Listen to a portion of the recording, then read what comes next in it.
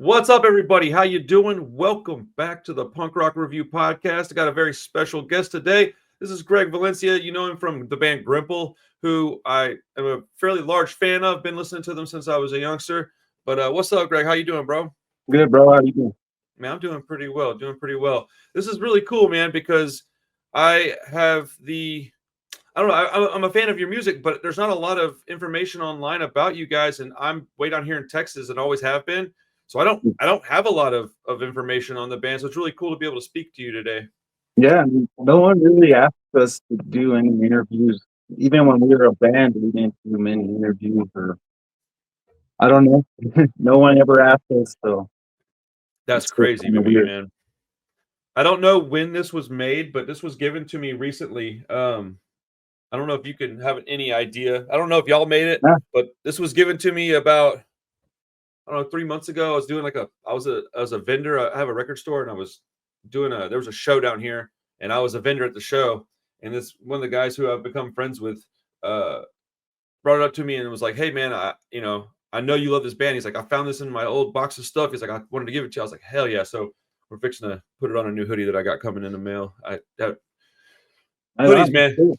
It's always hoodies, dude. I have so many hoodies over the Yeah, years. yeah. I So lose, I lose so many hoodies a year. Like I buy like three, and I usually have one by the end of the year.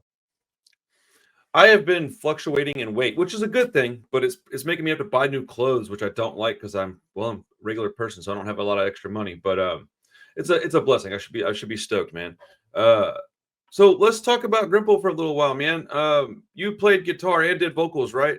Yeah, Yeah, that's what I thought. And I know there was two of y'all did singing in the band, correct? yeah. Me and Yeah. Pat. In the So, beginning, there was actually three singers. We had a female in there. oh, really? I didn't know that. Yeah, it was pretty Is it cool. We had a really cool sound at that point. That's when we first started. so? Is there any recordings with the female vocalist? I have a practice tape. I'm pretty sure it only has a couple of songs on it, uh, but I think that's it. Unless I just find one in my tape collection along down the road. That's crazy. Yeah, that would be cool to hear. I bet that would give it a very different dynamic because if I'm super honest about it, for a long time I didn't realize there was two different vocalists because you had similar styles. But if you add a person with a completely different vocal tone or anything or like a different Yeah. range, it would really separate verses or choruses or however you would want to do it. But Mhm. that's awesome, man. So, okay, I was always a big fan of Grimple Up Your Ass. Like that was the album that I got. I didn't even know about the Logical Nonsense split until way, way later in life. But there's a distinct difference in sound on those two records. Now Yeah. I don't know which one I prefer at this point, honestly. I just kind of like all of it.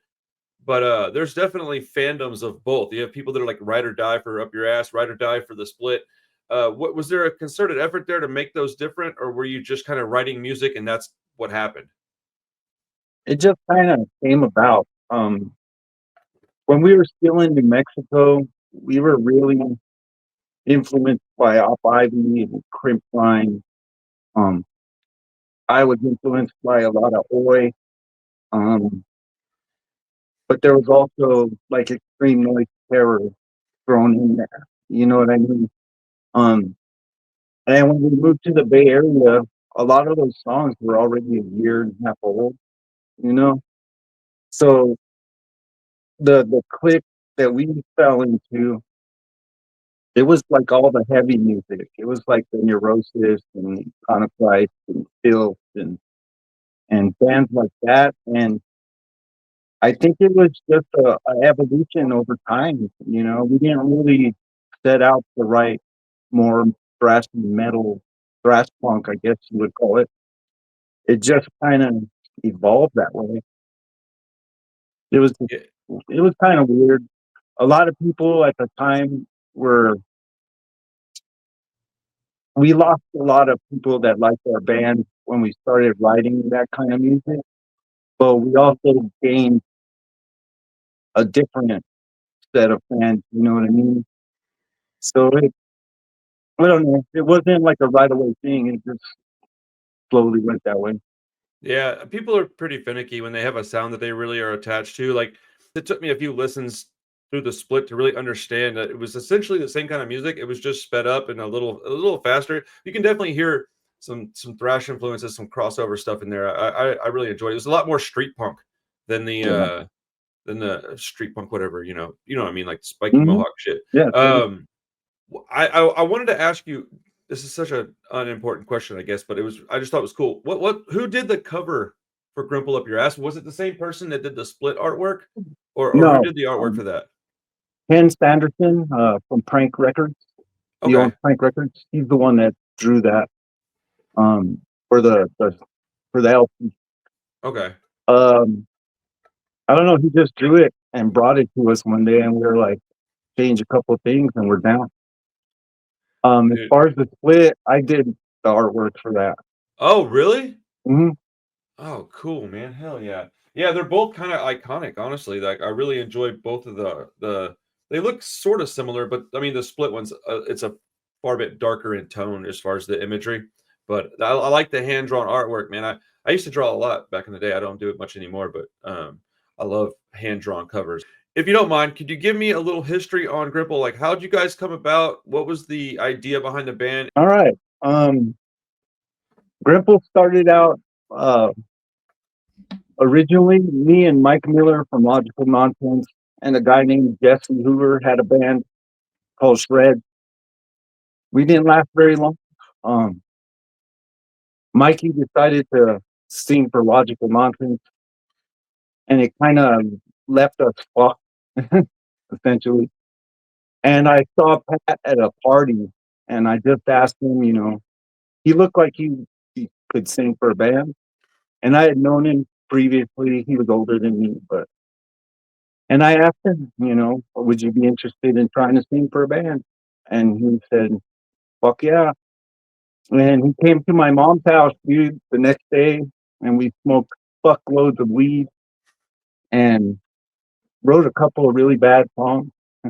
But that kind of started it. And we had a little band, a three-piece, me and Pat and Jesse. And then Jesse fucked off, and it left us fucked for like 2 years. Um, and I had known Mark and Ira for quite a while, but Ira was jamming in a couple of bands, and Mark could barely play at the time. And so I slowly started jamming with Mark, kind of building his stamina. And we convinced Ira to jam with us a couple times. And after that, we just kind of stole him. Nice. And Pat was actually going out with this woman named Raina, and they were a couple, so they both just entered the band like that way. And we were actually playing like fuck, trying to think of what one of our first songs were with Raina. I think like Violent Fuck we had with Raina, and we were playing like really fast, fucked up shit. And when she left the band, it went more melodic. Pat left the band too shortly after for a little while, and we wrote fuckloads of like fast melodic songs. Um, and then Pat came into the band, Nice. and shortly after that, we moved to California, like really soon. He was in the band again for like maybe 2 months, and we bailed to California. Me and Mark were under the impression that we were going to play like 3 shows. We had a show with Green Day set up, show with Phil, and a show at Gilman with nobody. I don't remember who was there. I think it was with a band called Jackasses. Um, but we went there, ran out of money, and slowly everybody started getting jobs, and that's how we got stuck there. And I wouldn't say we got stuck there. We just started partying and never left. Huh. Yeah, I've Mhm. done that in Austin. It's not hard to do. Yeah. What years was all that? What was the the first years y'all were active doing that stuff? Or when did you go to California? I think it was in 90, in Okay. August of 1990. I think. Oh, 90 and 91 are kind of a blur for me, Yeah. but I think it was 90. Okay. Yeah, I can, you know what's funny is I can definitely see like a bill with Green Day and then Grimple, and I can also see like a bill with Filth and Grimple, and they both sound like so much fun to me. Like it's odd that you would have that kind of flexibility with who you could play with, and it would sound right. Now, back in the early '90s, Green Day was a considerably different band sonically. They just faster and a little more punk leaning than they are now, of course. But Mhm. yeah, I can imagine how fun that would have been. What made you guys? I guess you were just kind of bored when you started the band to begin with, right? Just kind of hanging out, wanting to start a band, or was there any particular reason? Was there a cause you wanted to champion or anything? No, fuck no. We just wanted to jam, and I mean, we all fucking flew the anti-racist flag. Me and Pat, actually, fuck, all of us were part of the Sharp movement at one point or another. Um, but we just wanted to fucking jam. Fuck. It's we weren't super good musicians.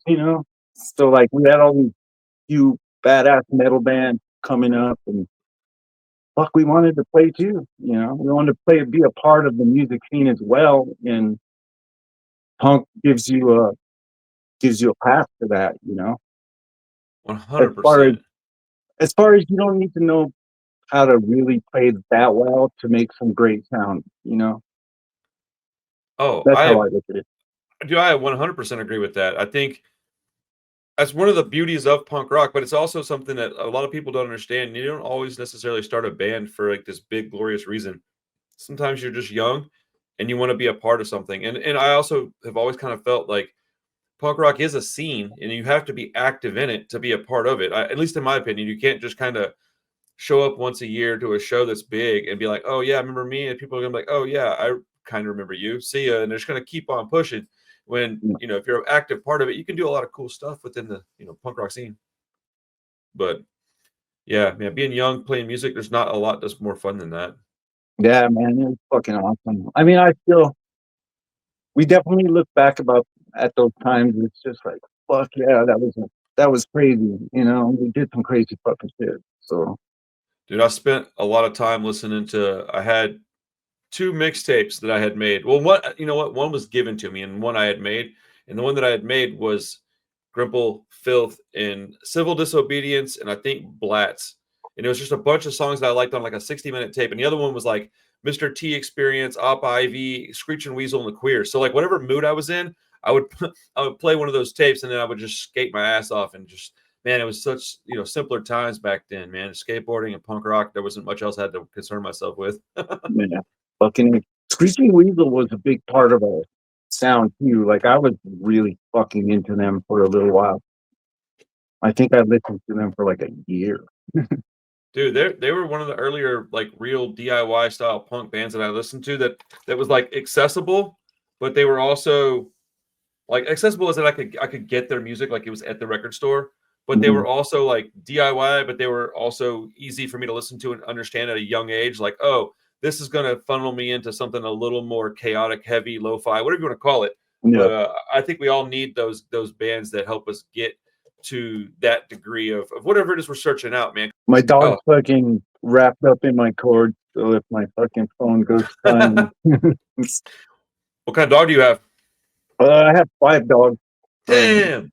I have a mutt, a couple of chihuahuas, a chihuahua, and a kind of a mini pin mutt. Okay, so you don't have like a bunch of giant dogs running around. They're like smaller animals. Nah, they're all little fuckers. Yeah, I've got a like 65-pound sausage. His name's Pedro, and he's this No, big American bully. He just kind of lays around. He snores so loud. Sometimes if you're watching a video, you'll catch him snoring in the background. He's like, "Bro, stop." What was it like when you guys were out in California? What was it like being around Gilman in that time? Because I mean, you're talking about, in my opinion, like probably the peak of it. Because '90, Up Ivy just dissolved, but you still had all those guys hanging around. Green Day was coming up. Filth, Blats. There's all kinds of bands. Iconoclast, Crimp Shrine. There's just tons of bands that were from that area and playing there a lot that are important still to this day. Really? Yourselves included, of course. I think when we played Gilman, God, there was probably like 5 people there, 10 people there. But I remember Jesse Michaels was there. I'm pretty sure that was that show. And after we played to like literally nobody, he was like sitting on the side of the stage, and he was like, "Dude, that was fucking awesome." And I remember being fucking stoked. So fuck yeah, even though nobody was there, you know. Um, the show we played with Green Day was fucking off the hook. Because they were already fucking pretty big, you know. They weren't on a major label, but every show they played was fucking packed. And they were always fucking cool as fuck to us. Like from the get go, they were really, really nice. So was Rancid too. I mean, Let's when we first go. moved to the Bay Area, they were really cool to us. They had just got together when we were there. They were just starting, I think, like starting to practice at that time. So Dude. it was fucking awesome, dude. We were all in awe, you know, like we met him pretty right away. We met the Neurosis guys right away. We were meeting like other punks from like fucking the 80s, like Chris Contos from Attitude Adjustment, and people from Tales of Terror, and like fans like that. We were just like almost overwhelmed, dude. People from Verbal Abuse. It was just like every single fucking place we were at, we were meeting people that we listened to for years. So we felt lucky as fuck, you know. It was fucking great. I know exactly how you feel because I feel the same way doing this show because I'm not in person, so I don't get to go, but like this is giving me some opportunities to do some really cool stuff, man. I'm going out to LA in a couple of weeks to go do that Punk Invasion thing. And like, I'm friends with all the guys in Clip 45 and the Templars now. Like, just weirdest stuff is happening to me. I know exactly what that's like because I'm just like, I went out and talked to Jesse Michaels and went to his house and interviewed him. And it's like, I had that exact feeling. I was completely blown away that he was just so nice. Like, I was just like, dude, he's such a regular guy. I'm so glad because you never know, man. But Yeah. You definitely find some rock stars, but for the most part, most people are pretty fucking cool. You know? yeah, I can't imagine what it would be like to be in an area where all those people are just milling around and hanging out. Like, but I mean, down in Texas, we got our own bands down here, and it's the same thing. I go to my shows, and it's all my buddies that are in the bands hanging out, and but when I look at it, it's all about perspective. Wherever you're Mm-hmm. from, you might be from somewhere else and think that all the guys in Texas are cool, and you want to come down and hang out with us. It's like everybody's welcome. It just feels kind of weird when you go down there and you don't know anybody yet. Yeah. I can only Mm-hmm. imagine. Green Day show, yeah. I mean, by punk rock standards, they were huge already in the early '90s. Worldwide, not yet necessarily, but I mean, if you're packing out 700-800 people every time you play, like that's to me, that's success, dude. Like That you're fuck good. yeah, dude. There's a lot. We played with them on our Grimple played with them on our first tour. I think it was our very first show I think it was in Scottsdale, Arizona. And it was I don't remember, but it was a fucking big place. And we played and people came in. There was a lot of people, and by the third song we cleared the fucking place out. And then Green Day came on, and fucking it was so fucking packed, man. And I remember just watching them and being like, fuck, they are so good. Like they're tight as fuck. Like they have so much energy. It just felt like we were so further down the ladder, you know. Because they were really fucking good then. They've always been fucking good. Tight as fuck. Well, Like, I just saw them last year, and they're still that good. I personally really appreciate somebody from a band that I consider very genuine and authentic to like give credit to where I think it should go as well. Because so many people like to snub their nose at Green Day. I mean, hell, I'll talk about them for 5 minutes in a video, and I get comments like, "Why do you think Green Day is punk?" I'm like, first off, I don't care. Like, I don't give a shit. But like, who makes you the judge of all this stuff? So I think it's cool that somebody that's in a band that I like thinks that they're rad and that they were, good back then because they are a tight band. I mean, it was kind of obvious even back in the day they were going to be popular to some degree. Yeah, fucking man. Who did you want to play with that maybe you didn't get to? Who's some of the bands that you used to like back in the day that you didn't get a chance to play with? Fuck, man. I would have loved to play with Shrine. Fuck. I would have loved to play with Neurosis during like the Word is Law. We did tour with them later in like '99, but we were a totally different band at that point. Yeah. But I don't know, man. I've never really thought about that. That's a good question. Man, I'll be sitting around daydreaming and stuff sometimes. Man, who would I want to go do this with? What would I do if I had the opportunity, man? I'm one of those super like glass half full types. I'm pretty optimistic, man. I'll be like dreaming about stuff. It's probably how I got where I'm at. I don't have no right doing this shit with people I like. Yeah. But, I would have loved to have played with a lot of badass European bands too, man. Fucking ENT was a huge influence on us. Who? Extreme Noise Terror. Oh, Extreme Noise Terror. Yeah. They're the band that actually got me into underground punk rock. Like, okay. I came at it from like the thrash metal, black metal scene. And when I heard Extreme Noise Terror, I was just kind of like, what the fuck? Like, this is so fucking gnarly. And from there, there's two brothers that live here, Phil and Johnny Brito. They're pretty much responsible for putting out the punk rock that all of us used to listen to in Santa Fe because our scene was small, like really small. And so originally we got into the scene from all the European punk rock. We didn't listen to like the Black Flag or any of that stuff.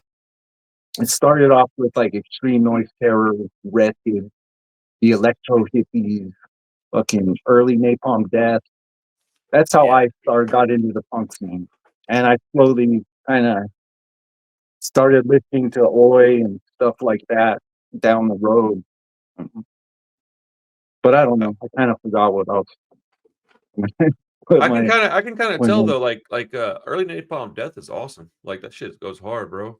Like I probably I probably got into like underground punk in a kind of a obvious tame way. I mean, it's probably through the Casualties and then like the Unseen, and then it just went because I never really got into like old punk very much, man. I'm just now starting to listen to stuff that's like pre 1990. Like I just outside of like Op Ivy and a couple of Oi bands, some old ska bands, and stuff like that.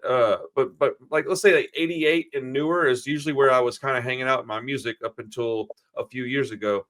But yeah, the Casualties were probably the one that I probably should give a lot of the credit to getting me into stuff that wasn't on a label that you could get at Best Buy. And even though like Epitaph and Fat are great labels and I don't have no problem, but like that's very accessible music. And I was looking for stuff that wasn't on that, but I only had so much places I could go. Mail order was kind of out of the question for a long time, but I really like looking through old booklets and finding the old little mail order slips and being like, man, I remember when I could get an LP for $6 postage paid. That shit was crazy. Oh, fuck yeah. Took 8 months to get to you. But yeah, it took fucking forever, man. I would order fucking records, and I swear, my friends would get them within like a month, and mine would come like fucking 4 months later. Yeah, I mean, and they would sometimes come and get fucked up, and I just take forever. Well, you had a bunch of punk rockers running these labels that were like, without like. No, they did. It was like the early days of that stuff. So like, I run a label now, right? But I can look at a bunch of different examples of how to do that the right way now, and be like, oh, okay. And so I don't have to wonder. And also, they make stuff now that they didn't make back then. They didn't really have record shippers and stuff like that. You had to just throw it in a box and hope it got there. Yeah. Like, yeah, fucking A. Dude, mail order was amazing though. Like, I'm actually debating with my friend Nitty right now about like the pros and cons of stuff like Spotify. I understand that there's some negative stuff that goes with it, right? But I see so much promise with that kind of platform. I just think it depends on perspective. I do think there's something to be said about your relationship with the music, though. How do you feel about that? Do you indulge at all in streaming, or do you strictly use physical media still? How do you ingest your music? I still the way I hear about music is pretty much the internet. Um, I don't buy that much new music. I'll have to say most of the music I listen to, fuck, I've been listening to my whole life. Yeah, Um, like I still listen to old Sodom. Sometimes I'll listen to the specials. yeah. It's just still fucking different, man. But mostly CDs. I don't have any records anymore. I stopped collecting records in the '90s just because they would get fucked up every time I moved, and they took up so much space. And I fuck them Well, up. Like I'm terrible with records. I scratch the shit out of them all the time. I mean, it ain't for everybody, bro. But that's all right. I mean, I like records, but I've been getting back into CDs. They're so much easier to cart around in my car or like take to my job and play them. But Yeah, but even then, they take up a lot of fucking room. right, people don't understand, man. I used to have a whole room that was nothing but CDs and records, man. And like when I could put all that shit on a hard drive, I was incredibly grateful. Like, there's pros and cons to all of it, man. None of it's Yeah. perfect. Physical media ain't perfect. Streaming certainly isn't perfect. I understand the gripes on both sides. I was just curious how you felt about that because I don't get a lot of musicians' perspectives on that stuff. So it's nice to hear just kind of what you think about it. Um, I think you it's know, good. For the most part, I think the band should definitely get something out of it. you know, because it's not free, dude. Practice space costs a lot of fucking money. Like it's another room in the house. You right, know, hundred especially percent. nowadays. When I was the last band I was in, like our practice space was probably $500 a month, and that was Woo! in 2009. You know, so but that's California. But Santa Fe and Albuquerque are pretty fucking expensive now too. So Well, it costs a lot of money to play in a band. You know, I don't I think mean, people realize that. it is very expensive, but yeah, back in like '07, '08, I was doing like music not full time but quite a bit, and our I think our rehearsal spot was like 350, and we're in Houston, and that was just one little room, uh Mm. but yeah, man, it's a labor of love, dude. People that expect to get a lot of money out of it are unfortunately probably barking up the wrong tree. Yeah, for sure. Especially with punk rock. I mean, you can't make punk rock and expect them to be, the people that do make a lot of money off that. That's those are like the 1% of the 1% of the 1%, and they're just a lot of it has to do with luck. Or your Green Day, who is very obviously in 1988, 1989, very clear who they are and where they're going. So Yeah, it's the metal scene's the same way, man. There's fuckloads of bands, but only a few break through that able to live off of it. You know, or at least pay their rent and their practice space when they're gone, which is nice. that would be the dream right there, man. If you can make that your floor, anything above that, it becomes like a luxury, man. I think Fucking people also misunderstand the stuff that we're aiming for. Because me personally, I don't. I would love my channel to like pay some of my bills, and then that's I'm good. I don't need to be like famous and rich. I don't ever want to do that. I don't have desire to be like that. It's just can I make enough to eat on? But unfortunately, trying to do that with streaming is probably a pipe dream as well because that's just part of how you get all your money. It requires you know promo and whatever. It's a long deep argument and conversation, I guess. But It's awesome yeah. you fucking do it, man. I fucking dig your channel. I pop in every now and then. Oh, dude, awesome. Hell It's yeah. Thank fucking you, dope man. for sure. I like to put it on when I'm cleaning my room and smoking herbs. You Bro, know, that's probably the coolest shit I've heard in like 2 months, man. Thank you. That's amazing because I do the same shit with your music. Like I like it, man. It's part of my life. I did this out of boredom, man. It came out of it was a I I feel holy. I can't you can't convince me otherwise. The universe put me here because I had a whole different business before COVID. I owned a comic book shop and it just took it from me. And so I had nothing to do. And so I did YouTube out of boredom. And I'm pretty good at talking. I don't know how to shut up. So this is something I could probably do. You know what I'm saying? So, hell yeah, man. but Well, so you're good. I'm sorry. No, I was just gonna say, well, I'm glad you got something else going on, man. I'm sorry you lost your comic shop.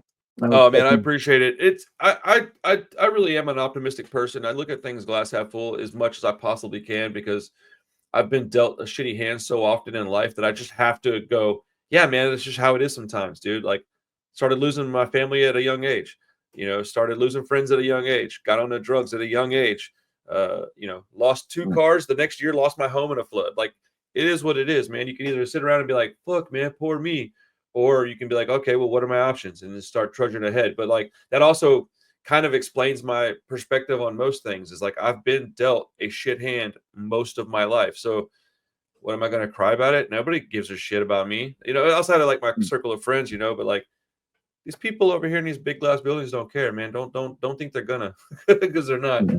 That's But fucking awesome, man. I wish I'm still trying to learn to think that way.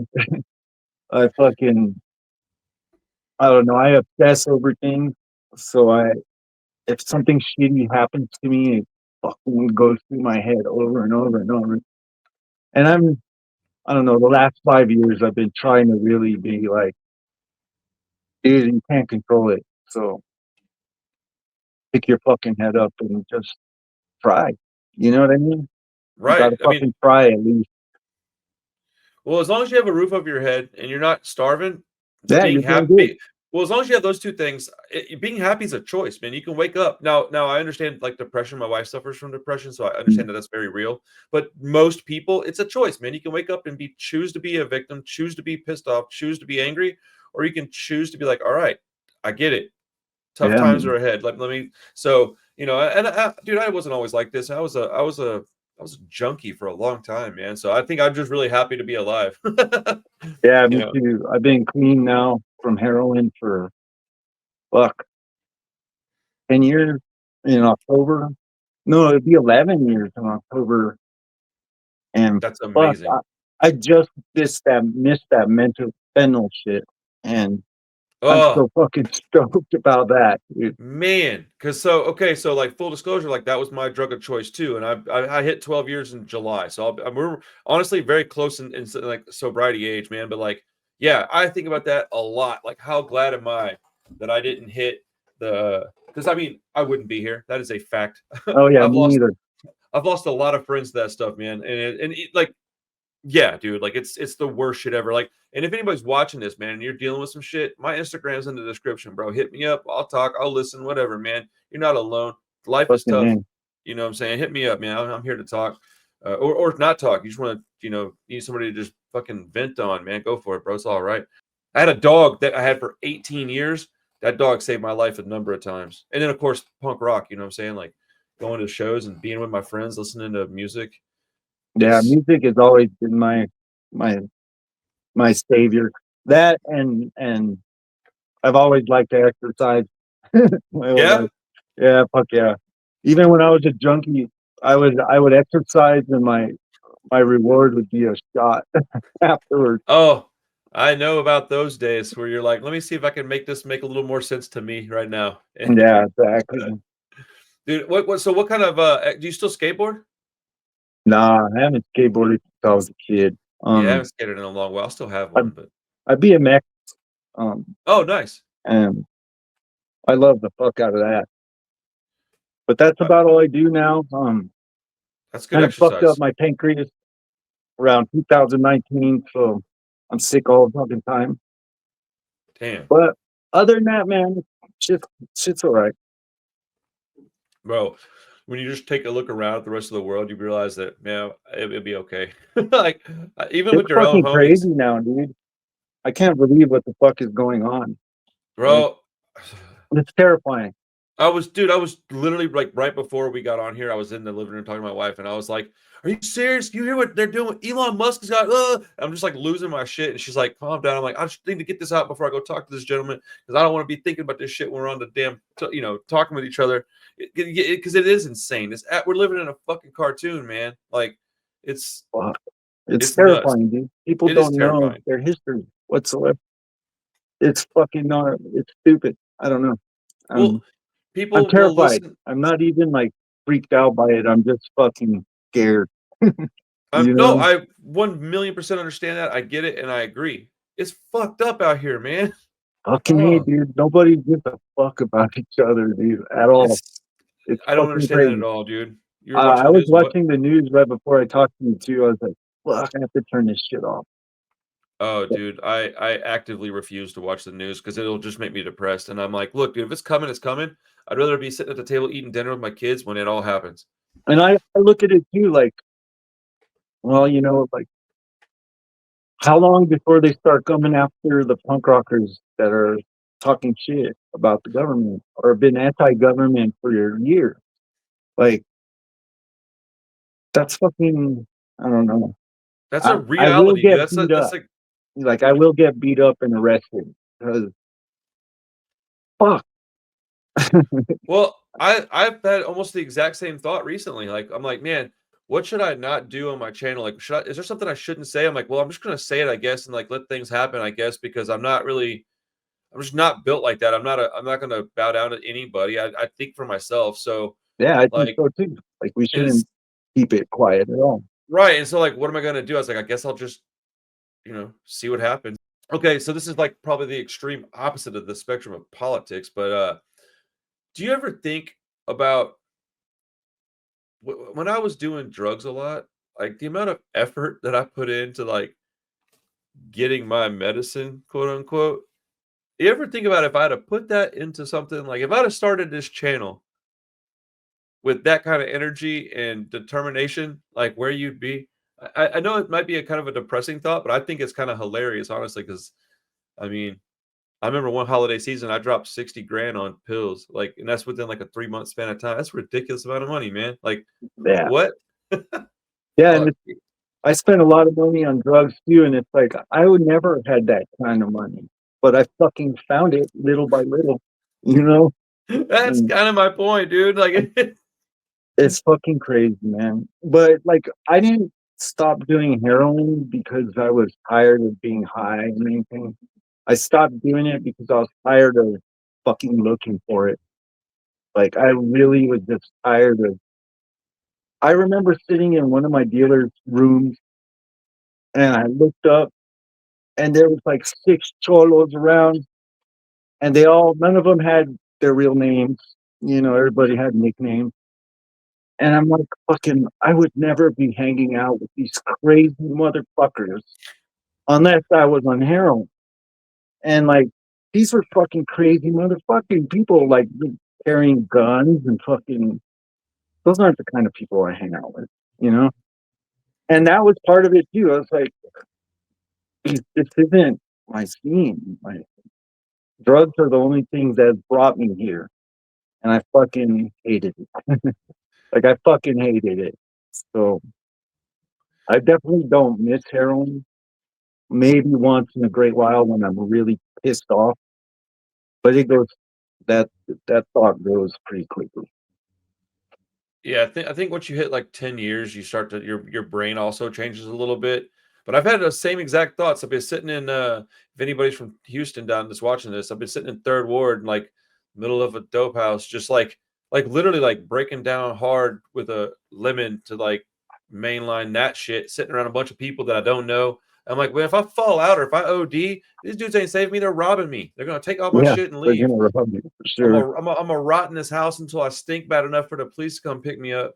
And it's like, it's just the craziest shit. Like I would get up in the morning and I would ride because Houston's vast, man. It's like big this way. It spreads out, doesn't go up. And Yeah, I would ride a bus 2.5 hours one way just to get fixed up, ride the bus home. If it was a day I had to work, I'd have to figure out how to get up at 5 in the morning to get to my dude. He would tax me for making him wake up early. So something that was $5 each would end up being 7. And now I'm trying to figure out how to make it through the day without getting sick. Like, bro, it's the worst. Like when you're doing it, you don't even think about it. You're just like, no, it's just kind of how it is. Like I was so scared of detoxing that I was like, because I had done it a couple of times, and I was like, I think I'm just good being a junkie. Like I don't want to go yeah, through that again. And yeah. so, Like every junkie knows when you're at the point. Excuse me. mhm, When you're at the point when you're sick, like you're already stuck. right. Like all you want to do is be well. That's the worst feeling in the world.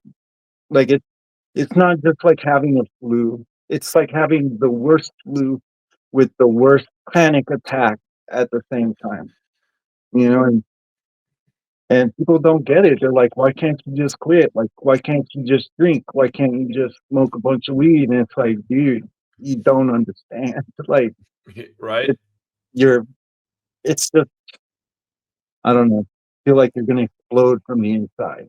That's how Oh, I used dude, to feel.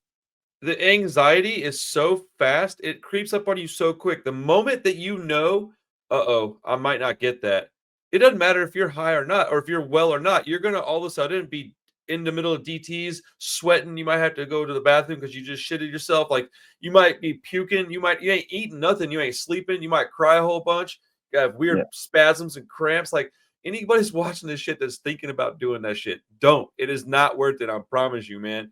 Yeah. But I It was only spend leads my to two places, you know. Well, I guess graveyard or it the could lead to penitentiary. three, but it Well, doesn't ever end well. like, why do you want to spend your whole day tracking that shit down anyways, hanging out with people you don't want to hang out with, doing things you don't want to do? And it's crazy because like I got off of it and then my doctor got me back on it, bro. Like it was the most fucked up shit, man. I got into a fight and I broke two ribs. And instead of like making me just deal with it, he shoved a big ass bottle of Narcos down my throat. And I'm talking like it was probably 300 of them shits. They were huge. It was a huge bottle. And I was gone in like 2 weeks. And he's like, "Yeah, here you go." And I'm like, "Okay." And, what? Like, Yeah. what are we doing, man? Norcos Fucking, is what fucked up my pancreas. I used to, oh, because I've had two back surgeries, and yeah. I got them striking for years, and I would, by the time I moved on to heroin, I would take like 20 Norcos at once, like Yep. literally, and then just pound down a bunch of beer, and I fucking loved it. I And I mean, started getting sick, and fucking one time it put me in the hospital, and I never recovered, like literally never recovered. Yeah, but I used to do that to my bandmates. When I watch them die, I would be on tour. I'd show my show them like a handful of pills and just be all, oh, and before they could even say anything, you know. And then the next day, I'd be vomiting my fucking brains out and oh yeah, start dude. over. Yeah, I would spend my entire day looking for that shit, and it was the dumbest thing. I I don't want to assume this, but have you ever been to jail? No, not Okay, for so any long periods of time. no, but have you gone like over the weekend or something? Like Yeah, you're man, oh my god, dude. Like so, I've never been to prison, but I've done a little bit of time in jail, and like that would scare somebody from doing drugs, dude. Because when you go to jail, they do not care. You be in there, they'll be like, all right, lay there in your puke. yeah, Like, and you could probably find it, but you probably oh yeah, but don't you have better the not get money. caught with it. You Yeah, you better not don't get have the money for it. You're gonna have to pay for it somehow. yeah, yeah, you don't wanna do that. I learned my lesson a long time ago getting locked up. I was like, when I was a kid, I got locked up a lot. And by the time I hit 10th grade, I was done. I was like, this is fucking. Good. In the Ugh. 80s, man, they would just fucking send you to rehab for like a couple of joints, man. Like I got sent away in 8th grade. I was 13 to a rehab for almost 2 months, dude, for like a couple of joints and a hit of acid. And I Damn. know people from California, dude, that got sent to like Upward Bound and those places that were like sued for killing kids and putting them on like 1 week starvation treks through the mountains and shit. Like it was crazy in the fucking 80s. Like, like I can't tell you how many of my friends got locked up and sent away and come back. And once they did, they were always in trouble. Like always. I was Oh, the same yeah, way at dude. first. You know, open my door. No, you're fine. It would make us It's a scary thing when you don't have control of your own, you know, your own life in a normal sort of way. Because when other people have control, it's just no matter how hard you want to fucking retaliate, you end up fucked because there's really no way out. You know, yeah, you try it first. At least I did. I would always start shit, and then yeah, I would learn the fucking hard way. Huh. Well, I mean, I think we have this misconception of what it's like to even live in America. Like freedom isn't like necessarily that real. We can be free as long as we're doing what we're told to do. Yeah, it's not right. You know, where it comes down to it. It's not fucking right. Places like Germany and places that I've been to and hung out for long periods of time. At least in the '90s, man, it was so much nicer than here. Like so Really? much nicer. Fuck yeah. They had awesome programs for the people that lived there. It, I don't know. It was it opened my eyes to a lot of the bullshit about the medical, mainly the medical shit here. You know, Yeah, because it's taken care of over there. Like it's that's fucking crazy. yeah. We're the only country, one of the fucking richest countries, and we're fucked when it comes to healthcare. Yeah, I'll Yeah, start ranting about this shit, dude. It makes me yeah, angry. me too, dude. I have a lot of medical issues. I have Medicaid, so I'm just waiting for it to get cut off. This point. Oh my god, dude. Yeah. Oh my goodness. So my mom lives on Social Security, and like those two things are very much attached. Like they're Mm, like whatever happens to one is almost certainly going to happen to the yeah, other. So and I I'm, live off my food stamps too, and I'm just like, dude. it is what it is, man. It is what it is. But I just people hate to hear this, but I pray that this shit just ends up like okay. I Yeah, don't know how likely that is, but if you take it one day at a time, then you just have to deal with what's happening right now. Because if you sit there and stress about it, it ain't gonna help. yeah, no doubt, man. I need to keep telling myself that for sure. Put my Well, mind dude, back into other things, you know. I mean, are you creating art at all? Are you doing any music or any painting or anything or drawing or anything like that? Um, I'm jamming a little bit, but it's pretty much me. I had a little band here for a little while, but it didn't work out. It was an Amoebics cover band. It was Oh pretty shit. fucking dope. Um, but other than that, I'm just playing by myself, dude. I haven't done any art in a while. I just got an airbrush, but I haven't busted it out yet. Um, Well, they got yeah, a I'm lot. just really trying to get healthy again so I could get Yeah. back into racing. 'Cause Oh, that's what I B really like want to do. BMX. Hell yeah, dude. That's Yeah. awesome. I never did BMX stuff, but I used to ride a fixed gear. Like when I met my wife, I was riding it across Houston. Like it was like a 15-mile ride one way to go to work.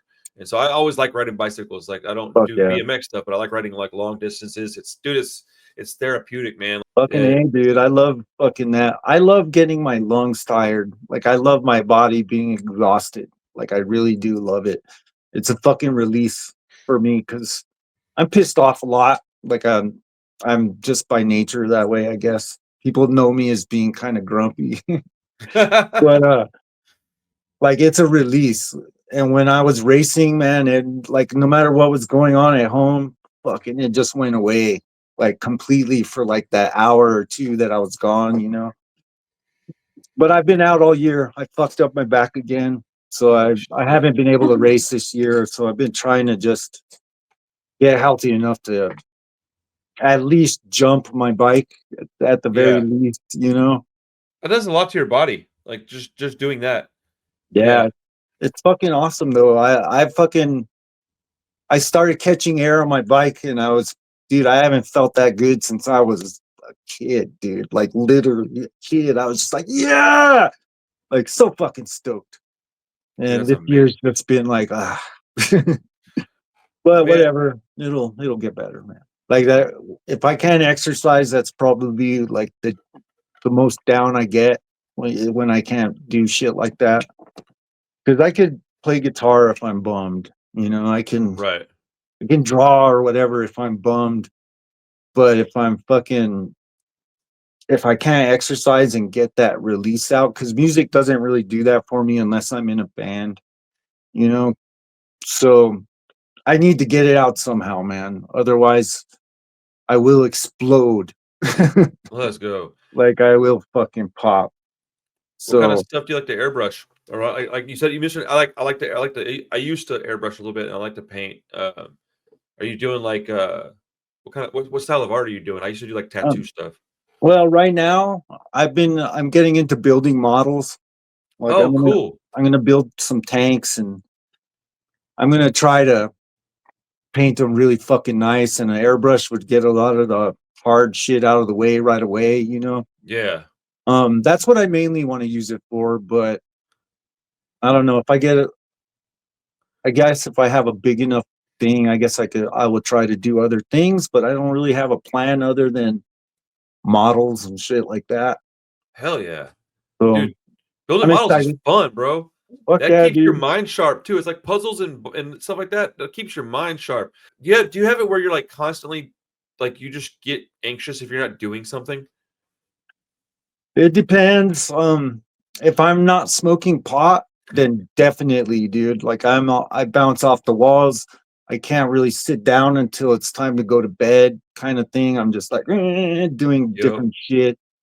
But if I'm like want to be a lazy and I just smoke weed all day, then I'll just sleep all fucking day. Hey, sometimes that's good for you too, man. I know we've been talking for a little while, man. I got a couple more generic ass questions. I'll let you get back to your afternoon. Right Uh, on.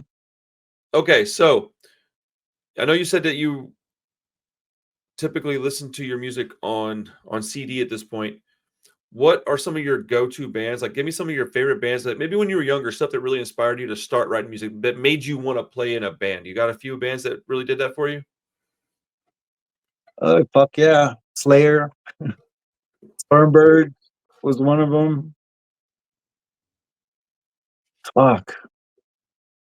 Trying to think of when I was a kid. Um, I think I heard Crimpshine when I was in ninth grade. So that was probably one of them.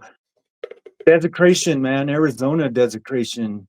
Um, they were fucking amazing. What So kind of music did they play? Sorry, my it was apologies. like fucking super fast punk rock, like super fucking fast, almost grind, but not. No, it's not grind. Just really fast. I would say European influenced punk rock with screamy ass singing. He kind of started singing with his voice, like doing back and forth with his screamy voice and his talking voice. But I Okay. loved them. They were fucking amazing. You think I can find any of that stuff online? You should be able to find Yeah. Desecration. They were from Mesa, Arizona. There's another Desecration, a metal band, but Okay. if you look up Desecration, Arizona, it should come up. Hell yeah. I would think they were fucking awesome, man. They were actually another one of the bands that got me into punk because it was so underground and so raw and just so fucking fast. I was just like, I had never heard anything like it. You know what I mean? Like, I don't know.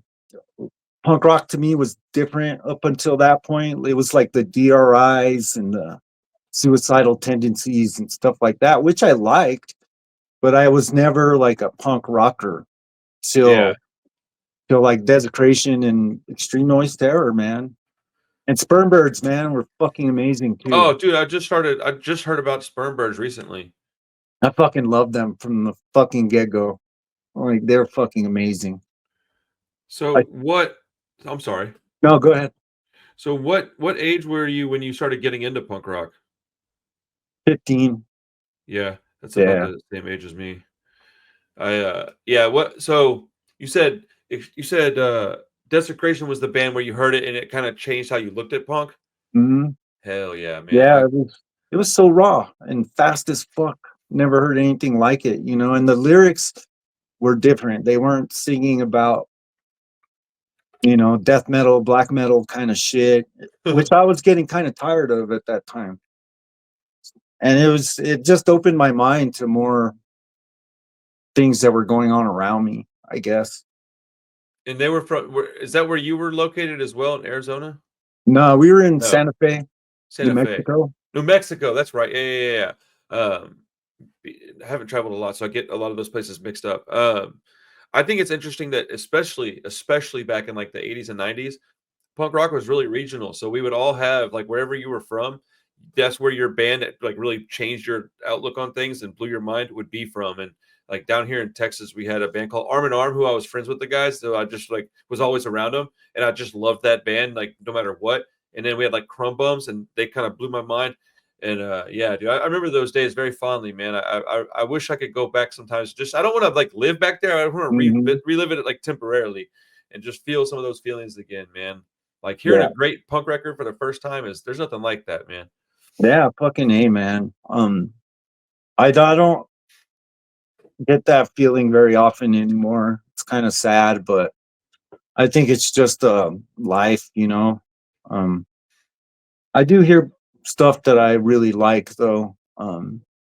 I stopped listening to Coxbar for a few years, quite a few years actually. And then when I got back into them, they had a bunch of fucking records out, and I couldn't believe it. I was like, no fucking way. And I was fucking stoked on that. Like, I was like, fucking year of listening to Coxbar, you know. I fucking love that band. They're probably one of Man, my favorite punk bands for that makes me sure. so happy, dude. I love Cox Bar so much, man. I love that band. Like, I'm flying all the way to Vegas and spending all this money to just watch Cox Bar play. Like, I am going to go into debt for this, but I'm doing it anyways because it's worth that much to me. Yeah, Uh, my girlfriend was gonna buy me tickets, but she's like, fuck, it's so expensive. And I'm like, dude, it's so I know. ridiculous. So it sucks, man. But you know, I do want to see them before they stop, man. Right. Well, that's my only thing is that I'm like, man, I've never seen them play. And they And still sound great, you know, dude, they from the really have videos you that heard their I've most watched. recent album? Yeah.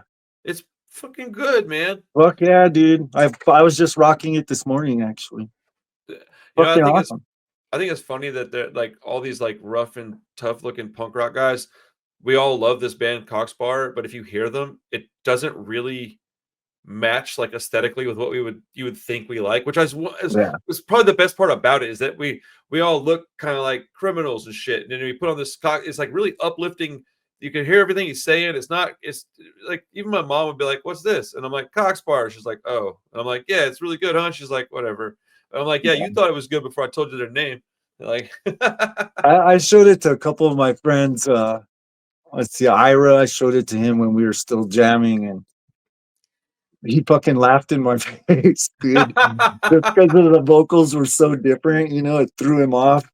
And I loved the vocals right off the bat because I love the toy dolls. So it yeah. kind of reminded me of that right off the bat when I first heard them. Actually, no, I heard Coxbar first. Never mind. That's totally wrong. But That I was guess, awesome. I guess Coxbar. No, Toy Dolls remind me. No, Coxbar reminds me of Toy Dolls. I think I'm mixing those up. No, dude, But it's all good, man. I had a bunch of bands that did that to me. There's a bunch of when I mentioned that band Civil Disobedience earlier, I used to get their shit mixed up with y'all's all the time. I was young, so I didn't. I mean, dude, when you're young, bro, you'll get all kinds of bands mixed up that you shouldn't get mixed up. I remember that name. I remember the band, but I don't remember what they sound like. Oh, I'm At gonna all. send you a link later of this one song because it's like you can't understand a single word the guy's fucking saying, and I love it so much. Yeah, we listened. We listened in the '80s. We listened to a lot of fucking um, Italian hardcore, man. Oh, Like a nice. lot, you know, Negazioni, stuff like that. And we didn't understand what the fuck they were saying. We knew they were saying good things because of what they stood for in their artwork Right. and shit, but we had no fucking idea. It just sounded amazing. And like Yeah. the fucking Italian and like the Mexican, Spanish hardcore bands, they always sound so good. Like that language just fits so fucking good with hardcore, man. It really does to me anyway. It's just like that sound gets me stoked actually. A Um, good fucking Italian fucking fast hardcore band. Fuck yeah. there's like Mexican, like Spanish speaking, like oi music. There's a band called Mess. Dude, I don't give a shit what he's saying. It just sounds so good, bro. And I Yeah. had a friend ask me once, he's like, "You ever just take their lyrics and randomly put them into Google Translate and see what they come up?" And I was like, "No, man, but I should." And then he goes, "Yeah, but do you ever get like nervous thinking about it?" I'm like, "Oh fuck, what if I did put something in there?" I'm like, "Oh no, I've been like repping this band for like 2 years and they're saying some gnarly shit." Yeah, dude, I appreciate your time today, man. It's been a real pleasure speaking with you.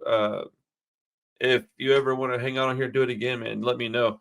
I Oh, just enjoyed, I'm always fucking down, dude. I like talking about bands and Grimple, and I like dude. talking about my other bands too because no one ever talks about them either. Well, then here's the But thing. Then but uh, I get the Grimple thing, man. Like, you know what's funny about Grimple, dude, is no one really dug us, dude, when we were a band other than our blows my close mind. friends. Like, we didn't start seeing our band name or people wearing them and telling us they liked it till like 5 fucking years after we were done. Like Yeah, literally.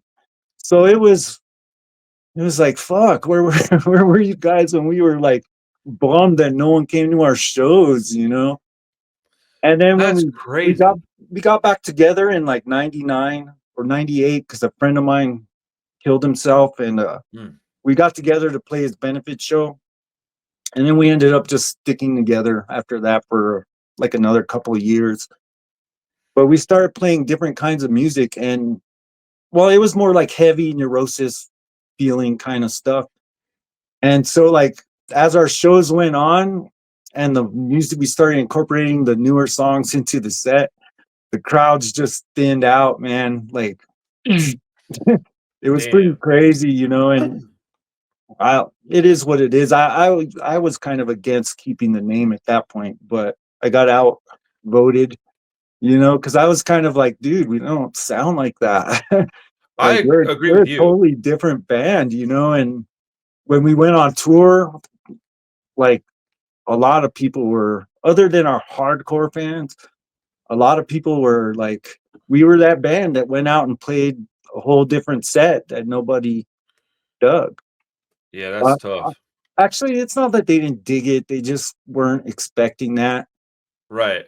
And at this time, I think about it now, and it's like, dude, why didn't we just play 2 fucking sets?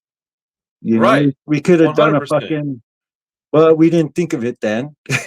Well, I mean, it's hard to do that stuff on the spot and come up with these. You know, hindsight's always 20/20, man. You could come up with the Yeah. best ideas looking behind you.